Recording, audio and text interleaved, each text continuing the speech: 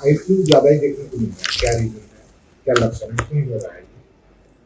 ऐसा है कि अब की बार तो थोड़ा सा ज़्यादा देखने में आया है, पर हर बार बारिश के दिनों में थोड़ा सा आई फ्लू के ज़्यादा केसेस आते हैं। पर अब की बार या तो बारिश का पानी हर जगह इकट्ठा हो गया है, फ्लड्स ज़्यादा आ रहे हैं, रूरल एरिया में भी और अर्बन में भी पानी कहीं कहीं जगह इकट्ठा है, तो उसकी वजह से थोड़ा सा ज़्यादा आ रहा है। और वैसे भी नमी ज़्यादा बढ़ जाती है इन दिनों में, तो उसकी वजह से भी कंजक्टिवाइटिस का प्रकोप ज़्यादा होता है।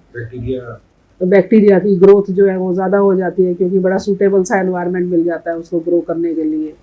तो ये भी एक रीज़न है इस टाइम पे ज़्यादा पेशेंट्स के आने का। और जो अभी मरीज़ ज़्यादा आ रहे हैं उनको आँखों में बहुत ज़्यादा सूजन के साथ आ रहे हैं, लाली बहुत ज़्यादा है, आँखों में पानी बहुत आ रहा है, आँखों में रड़क हो रही है, पेन ज़्यादा है पेशेंट्स को, एक गाढ़ा चिपचिपा सा डिस्चार्ज आता है पेशेंट्स को। और इसके अलावा धूप में निकलते हैं तो धूप की सेंसिटिविटी थोड़ी ज़्यादा है, संवेदनशीलता बढ़ गई है आँखों में।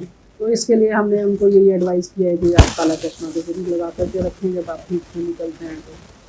तो ये इसके मुख्य लक्षण हैं।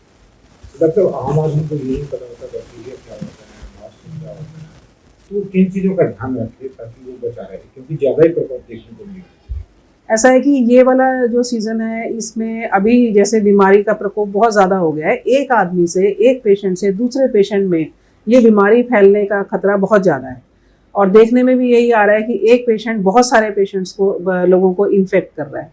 तो कुछ सावधानियां रख करके हम इससे बच सकते हैं। जैसे कि पहली सावधानी तो ये है कि काला चश्मा लगा करके निकले, ताकि बार बार आपकी आंखों को आप हाथ ना लगाएं।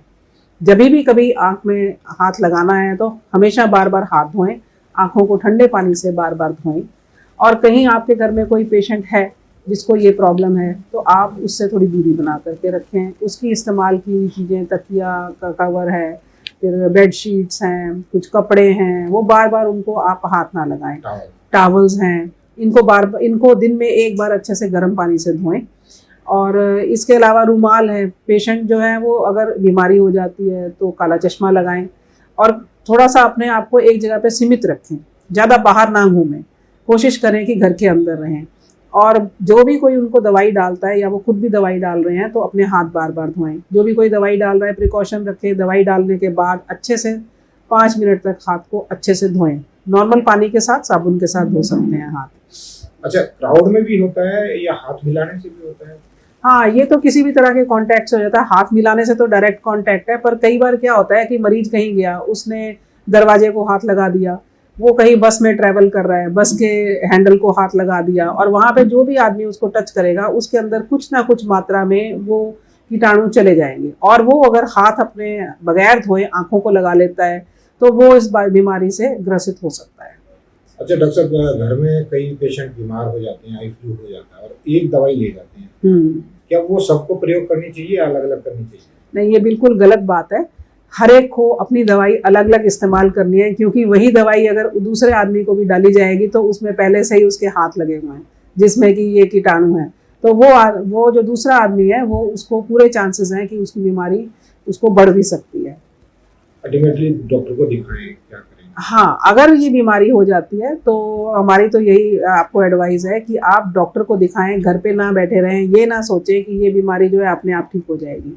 डॉक्टर को दिखाएं, किसी भी आई सर्जन को या जो भी आपके लोकल आई सर्जन अवेलेबल हैं उनको दिखाएं, स्पेशलिस्ट डॉक्टर को, और उनसे दवाई लें और जिस हिसाब से डॉक्टर ने दवाई डालने को कहा है वैसे ही डालें। अपनी तरफ से कुछ एक्स्ट्रा दवाइयाँ का प्रयोग ना करें, क्योंकि ये बीमारी जो है देखने में तो लगता है कि शायद ये ठीक हो जाएगी और जनरली हो भी जाती है, 1 से या 2 हफ्ते में ठीक हो जाती है दवाई के साथ साथ। मगर अगर ये बीमारी थोड़ी लंबी हो जाती है, दवाई प्रॉपर नहीं ली जा रही है समय पर, तो इसके अंदर कुछ कॉम्प्लिकेशन भी हो सकती हैं। कभी कभी आंखों में घाव बन जाते हैं और वो घाव ठीक होने में थोड़ा टाइम लग जाता है। काफी नाजुक पार्ट होता है आई। हाँ, आँख तो बहुत नाजुक पार्ट है। अगर थोड़ा सा भी कुछ आँख में हो जाता है तो उसके काफ़ी गंभीर परिणाम हो सकते हैं।